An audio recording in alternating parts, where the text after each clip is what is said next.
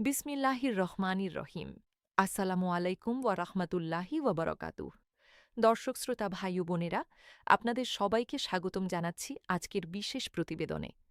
আজকের আয়োজনে আমরা কথা বলব দেশের ১৪ লাখ সরকারি কর্মকর্তা কর্মচারী এবং ৯ লাখ পেনশনভোগীর জন্য সবচেয়ে গুরুত্বপূর্ণ একটি খবর নিয়ে।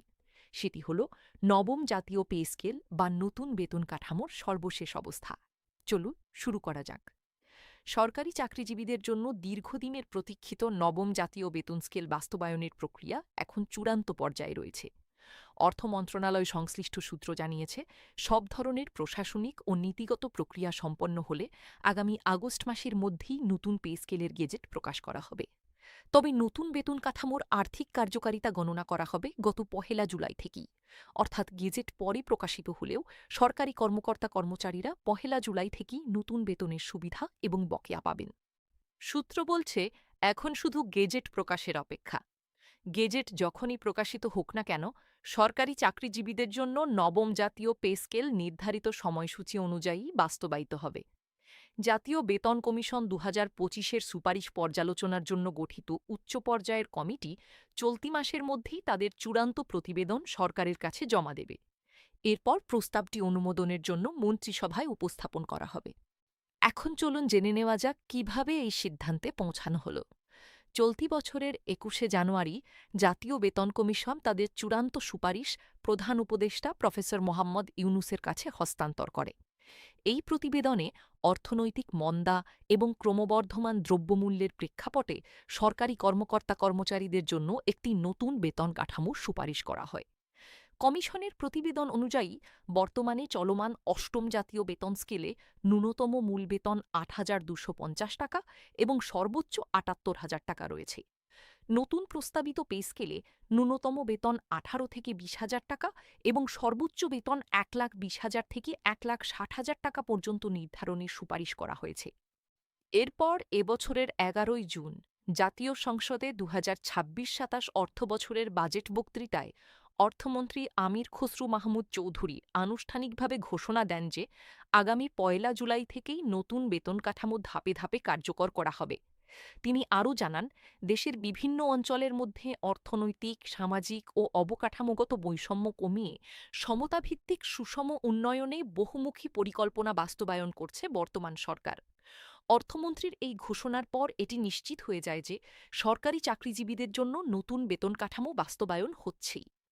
উল্লেখযোগ্য বিষয় হল, এর আগে গত ১৯শে মে প্রধানমন্ত্রী তারেক রহমানের সঙ্গে অনুষ্ঠিত এক বৈঠকে নতুন পে স্কেল বাস্তবায়নের বিষয়টি গুরুত্ব পায়। জানা যায় ২০২৬-২৭ অর্থবছরের শুরু থেকেই নবম জাতীয় পে স্কেল বাস্তবায়নের জন্য প্রধানমন্ত্রী তারেক রহমান ইতিমধ্যে নির্দেশনা দিয়েছেন। এই লক্ষ্যে জাতীয় বাজেটে নতুন পে স্কেলের জন্য বিশেষ বরাদ্দ রাখার সিদ্ধান্ত নেওয়া হয়।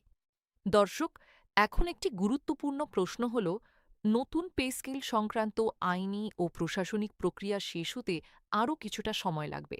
তাহলে সরকার কিভাবে ১লা জুলাই থেকে বাস্তবায়নের প্রতিশ্রুতি রক্ষা করবে? এ বিষয়ে সরকার একটি বিশেষ কৌশল অবলম্বন করেছে। জুনে পেশ হওয়া ২০২৬-২৭ অর্থবছরের জাতীয় বাজেটে নতুন পে স্কেলের জন্য ৩০ থেকে ৩৫,০০০ কোটি টাকার একটি থোক বরাদ্দ বা বিশেষ তহবিল রাখা হয়েছে। এর ফলে আগস্ট বা সেপ্টেম্বর মাসে যখন পূর্ণাঙ্গ গেজেট প্রকাশিত হবে, তখন সরকারি কর্মচারীরা ১লা জুলাই থেকেই বকেয়া সহ নতুন স্কেলের সমস্ত সুবিধা পাবেন। এবার চলুন জেনে নেওয়া যাক বাস্তবায়নের ধরন সম্পর্কে। দেশের সামষ্টিক অর্থনৈতিক পরিস্থিতি এবং মূল্যস্ফীতির চাপ বিবেচনায় রেখে সরকার একযোগে নয়, বরং ৩টি ধাপে এই পে স্কেল মাঠ পর্যায়ে বাস্তবায়ন করার নীতিগত সিদ্ধান্ত নিয়েছে।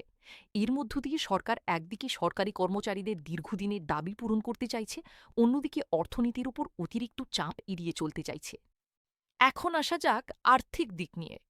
বর্তমানে সরকার তার ১৪ লাখ কর্মকর্তা কর্মচারী এবং ৯ লাখ পেনশনভোগীর জন্য বছরে প্রায় ১,৩১,০০০ কোটি টাকা ব্যয় করে। নতুন পে স্কেল বাস্তবায়িত হলে এই ব্যয় উল্লেখযোগ্য হারে বৃদ্ধি পাবে, যা সরকারের সামগ্রিক বাজেট ব্যবস্থাপনার ক্ষেত্রে একটি বড় চ্যালেঞ্জ হিসেবে বিবেচিত হচ্ছে। এই কারণেই বাজেটে বড় অঙ্কের থোক বরাদ্দ রাখা হয়েছে, যাতে ধাপে ধাপে এই ব্যয়ের চাপ সামাল দেওয়া যায়। দর্শক, নতুন পে স্কেল নিয়ে সরকারি কর্মচারীদের মধ্যে যেমন প্রত্যাশা রয়েছে, তেমনি কিছু ক্ষোভ ও অসন্তোষও লক্ষ্য করা যাচ্ছে। বিশেষ করে নিম্ন গ্রেডের কর্মচারীদের মধ্যে এই অসন্তোষ বেশি দেখা যাচ্ছে। প্রস্তাবিত কাঠামোতে ১১ থেকে ২০ গ্রেডের মধ্যে বেতনের ব্যবধান মাত্র ৩০০ থেকে ৭০০ টাকার মতো রাখা হয়েছে বলে জানা গেছে, যা নিয়ে নিম্ন গ্রেডের কর্মচারীদের মধ্যে ক্ষোভ তৈরি হয়েছে। তারা মনে করছেন এই সামান্য ব্যবধান তাদের প্রকৃত বেতন বৈষম্য দূর করবে না। এই প্রেক্ষাপটে সরকারি কর্মকর্তা কর্মচারী কল্যাণ সমিতি ইতিমধ্যে কর্মসূচি ঘোষণা করেছিল। গত ৫ থেকে ১০ এপ্রিল পর্যন্ত ৬ দিনের দেশব্যাপী কর্মসূচি পালন করা হয়। তাদের মূল দাবিগুলোর মধ্যে ছিল অবিলম্বে নবম পে স্কেল ঘোষণা ও বাস্তবায়ন, অন্তর্বর্তীকালীন ব্যবস্থা হিসেবে ৫০% মহার্ঘ ভাতা প্রদান এবং আসন্ন বাজেটে পে স্কেলের জন্য পর্যাপ্ত বরাদ্দ নিশ্চিত করা। সরকারি কর্মচারী কল্যাণ সমিতির এই দাবিগুলোর প্রেক্ষাপটেই পরবর্তীতে বাজেটে থোক বরাদ্দের সিদ্ধান্ত আসে বলে অনেকে মনে করছেন। এখন আসা যাক সাম্প্রতিক অগ্রগতি নিয়ে।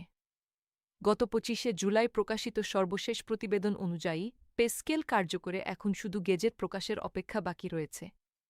জাতীয় বেতন কমিশনের সুপারিশ পর্যালোচনার জন্য গঠিত কমিটি চলতি মাসের মধ্যেই তাদের চূড়ান্ত প্রতিবেদন জমা দেবে বলে জানা গেছে। এরপর এই প্রস্তাব মন্ত্রিসভায় অনুমোদনের জন্য উপস্থাপন করা হবে। মন্ত্রিসভার অনুমোদন পেলেই আনুষ্ঠানিকভাবে গেজেট প্রকাশের পথ পরিষ্কার হয়ে যাবে।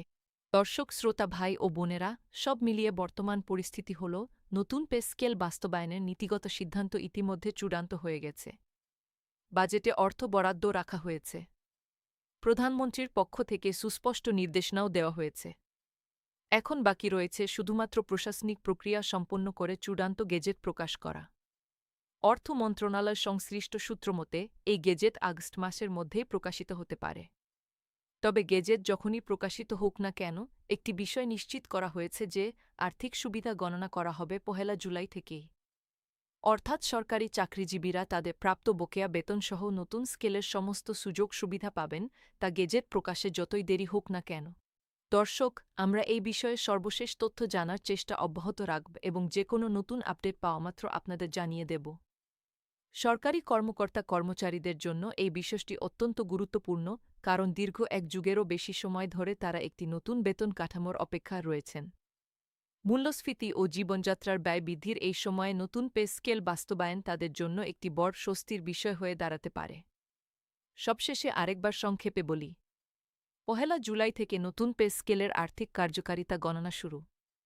আগস্ট মাসের মধ্যে গেজেট প্রকাশের সম্ভাবনা। ৩ ধাপে বাস্তবায়ন হবে নতুন কাঠামো। বাজেটে ৩০ থেকে ৩৫,০০০ কোটি টাকার থোক বরাদ্দ। ন্যূনতম বেতন হতে পারে ১৮ থেকে ২০,০০০ টাকা, সর্বোচ্চ হতে পারে ১,২০,০০০ থেকে ১,৬০,০০০ টাকা পর্যন্ত। জাতীয় বেতন কমিশনের প্রতিবেদন পর্যালোচনা কমিটি চলতি মাসের মধ্যেই চূড়ান্ত প্রতিবেদন জমা দেবে, এরপর মন্ত্রিসভার অনুমোদন সাপেক্ষে গেজেট প্রকাশ হবে। দর্শক শ্রোতা ভাই ও বোনেরা, আজকের প্রতিবেদন এখানেই শেষ করছি। নতুন পে স্কেল সংক্রান্ত যে কোনো আপডেট সবার আগে জানতে আমাদের সঙ্গেই থাকুন। আজকের মতো এখানেই বিদায় নিচ্ছি। আল্লাহ হাফেজ। আসসালামু আলাইকুম ওয়া রাহমাতুল্লাহি ওয়া বারাকাতুহু।